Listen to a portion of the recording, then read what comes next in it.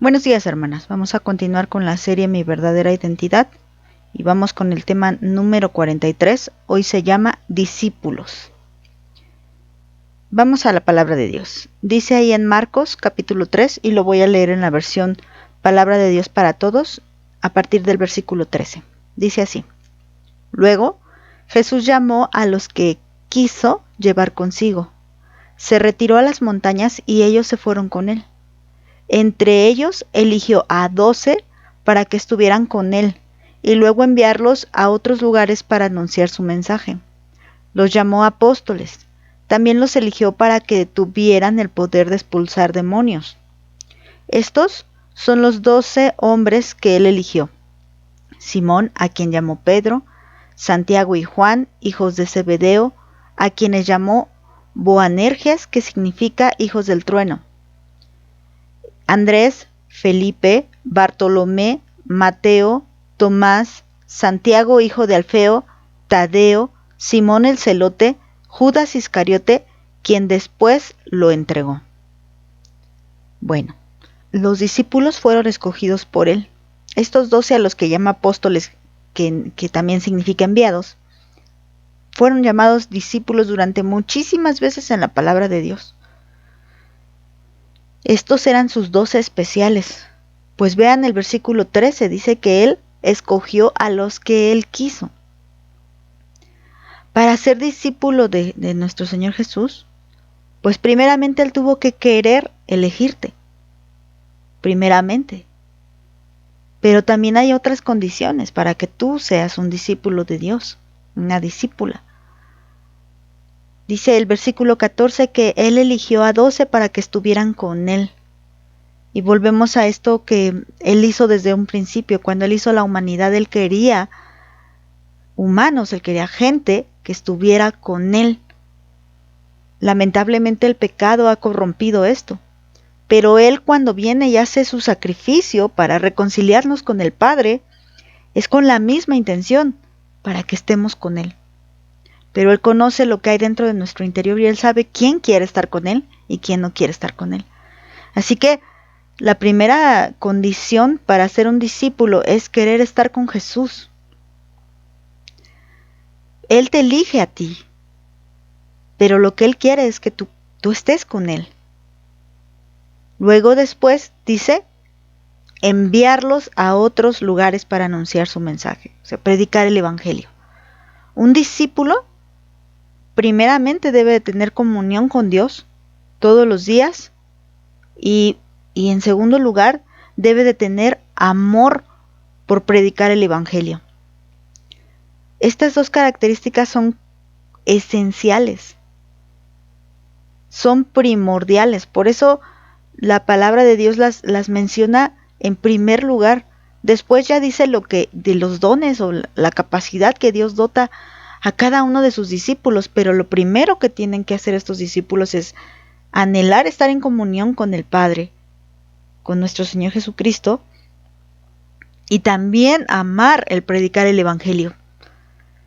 No podemos creer que alguien sea discípulo de Dios si jamás ha predicado el evangelio. Y no podemos creer que alguien es discípulo de Dios si no está con Dios, si no anhela estar con Dios. ¿Y por qué? Porque la palabra discípulo significa alumno. Y un alumno no puede aprender si no está su maestro. Entonces, el maestro ya está. Él vino a enseñarnos cómo debíamos de vivir.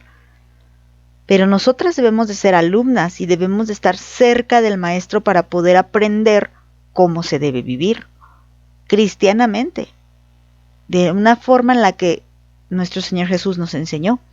El versículo 15 dice que también los eligió para que tuvieran el poder de expulsar demonios, y esto ya viene en lo que Dios capacita a sus discípulos. Pero primero dijo que Él los escogió para que estuvieran con Él y en segundo lugar para predicar su mensaje, su evangelio.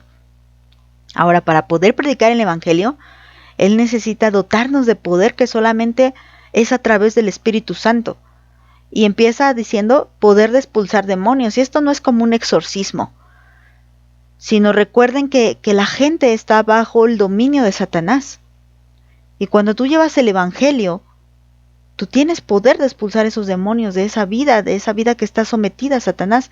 Puede que sea manifiesta esta situación, que esté pues totalmente atormentado por Satanás y sea muy manifiesto, o puede que no sea tan manifiesto. Pero de igual forma hay influencia satánica en todas las personas que no tienen a Cristo, porque recuerda también el tema cuando hablamos de cuando son hijos del diablo, o que nosotros en algún momento también éramos hijos del diablo y que pasamos a ser ahora de la familia de Cristo. Dice el versículo 16 que él llamó y nos da la lista de los 12 a los que él llamó: a Simón, a Santiago, a Juan, a Andrés, a Felipe, Bartolomé, Mateo, Tomás, Santiago, Tadeo, Simón el Celote y Judas Iscariote. Él llama a estos 12, incluyendo a Judas el Iscariote, para que estuvieran con él, para que predicaran su mensaje y para tener el poder. Y aquí no excluye o no hace una notita extra donde dijera: y Judas Iscariote no fue escogido para esto, ¿no? Sabemos que de antemano él fue hijo de perdición, y nuestro Señor Jesús lo sabía, pero no hizo menos sacrificio por Judas. Él hizo el mismo sacrificio por él y le amaba de igual manera, pero Judas lamentablemente no le amaba, y por eso él pierde su lugar, como lo vimos también. Él pierde su lugar, él deja de ser de los 12. Él se convierte en un traidor. Entonces, aquí lo que quiero enfatizar en este versículo, voy a leerles otras 2 citas, pero en este versículo lo que quiero enfatizar es que cada uno de estos discípulos murió por amor a Cristo. Cada uno de estos discípulos entendió lo esencial que era estar con Él. Había mucha gente que le seguía y se hacía llamar sus discípulos, pero ninguno gozó de esta comunión como los 11, porque estamos excluyendo a Judas, como los 11 discípulos. Ninguno gozó de esta comunión, y ninguno gozó tanto el predicar el evangelio como estos 11. Después, pues obviamente el número creció. Vamos a leer otra cita, Mateo capítulo 10, y vamos a leer a partir del versículo 22. Dice así: y serán aborrecidos de todos por causa de mi nombre. Aquí ya antes, si ustedes leen ahí en Mateo 10, él ya dijo varias advertencias a sus discípulos. Esto se los dice directamente a sus discípulos. Y serán aborrecidos de todos por causa de mi nombre, mas el que persevere hasta el fin, éste será salvo. Cuando los persigan en esta ciudad, huyan a la otra, porque de cierto les digo que no acabarán de recorrer todas las ciudades de Israel antes de que venga el Hijo del Hombre. El discípulo no es más que su maestro, ni el siervo más que su señor.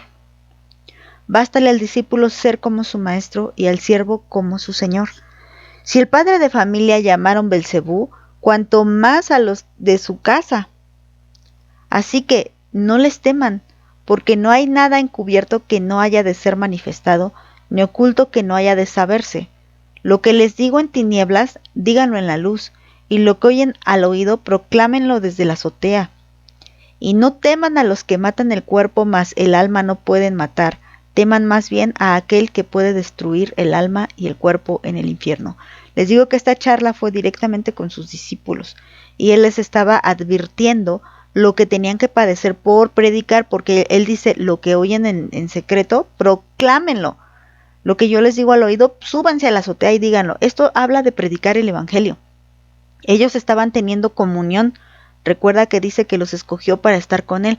Ellos estaban teniendo esta comunión íntima. Esto es como decir: te hablo al oído, pero ya que te lo hablé, proclámalo. ¿Qué es lo que hacemos? Cuando uno viene a la presencia del Señor, uno está escuchando su palabra, uno está recibiendo de Él lo que Él tiene para nosotros. Pero después, cuando viene ocasión de predicar, es cuando hablas todo eso de lo cual tú te llenaste en la intimidad. Muchas veces dicen: es que no sé qué predicarle. Bueno, pues porque tú no estás con Jesús y no estás en esa intimidad con Jesús y no sabes qué predicar, obviamente. Pero cuando tú estás siempre con Jesús, tú sabes qué hablar. Si yo te pregunto, oye, ¿quién es Jesús? Pues tú le conoces, porque tú estás a diario con Él.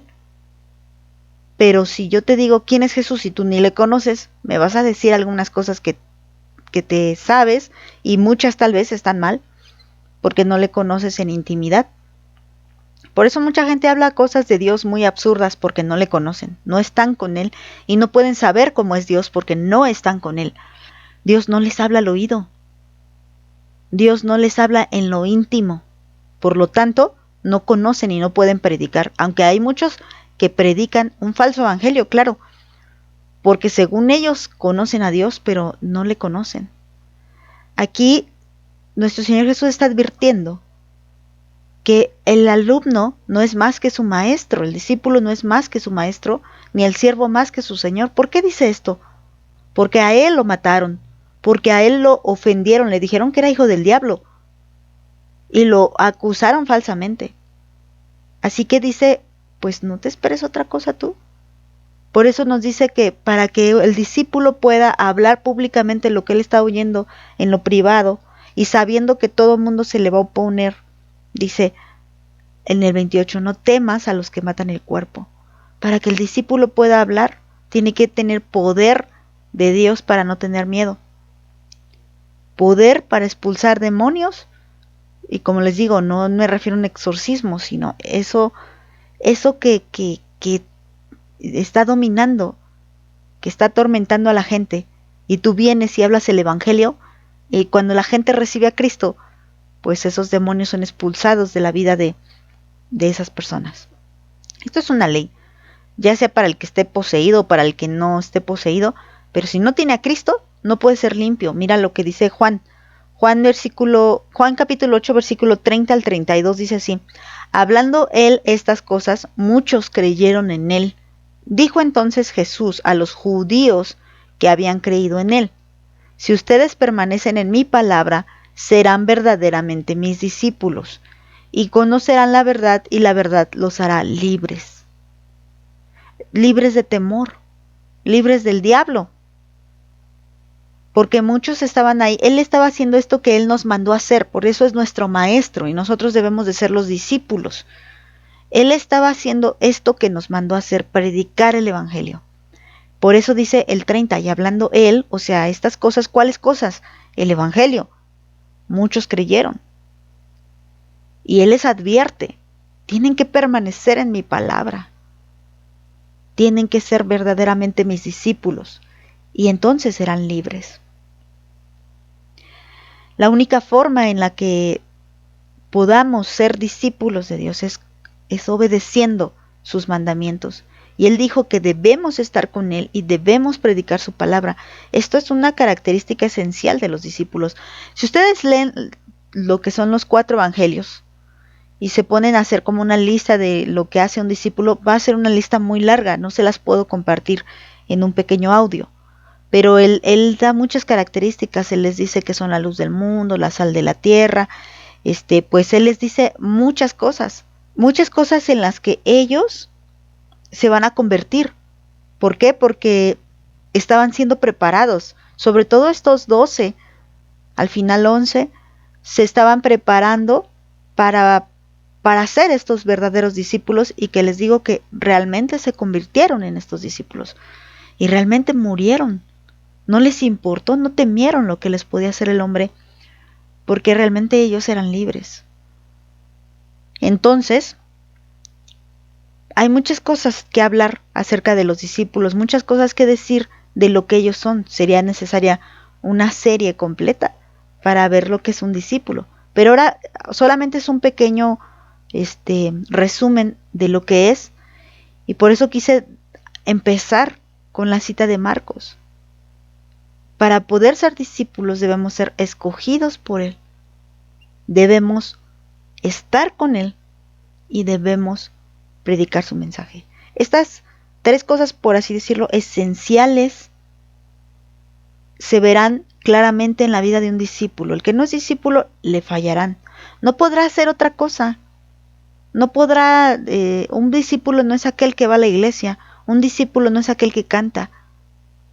El discípulo como consecuencia canta, va a la iglesia, lee la Biblia, todo esto, pero el discípulo, el verdadero discípulo, el que conoce la verdad y el que ahora es libre, es el que está con Cristo y predica su evangelio, con libertad, sin importar morir por el evangelio. Esto es esencial en un discípulo y esto es lo que el Señor ha puesto en nosotros. Esta es nuestra identidad. Si tú quieres ser discípula de Cristo, si tú ahora tienes esta nueva identidad en Cristo, debes de estar con Cristo y dar tu vida por el evangelio. Que Dios te bendiga.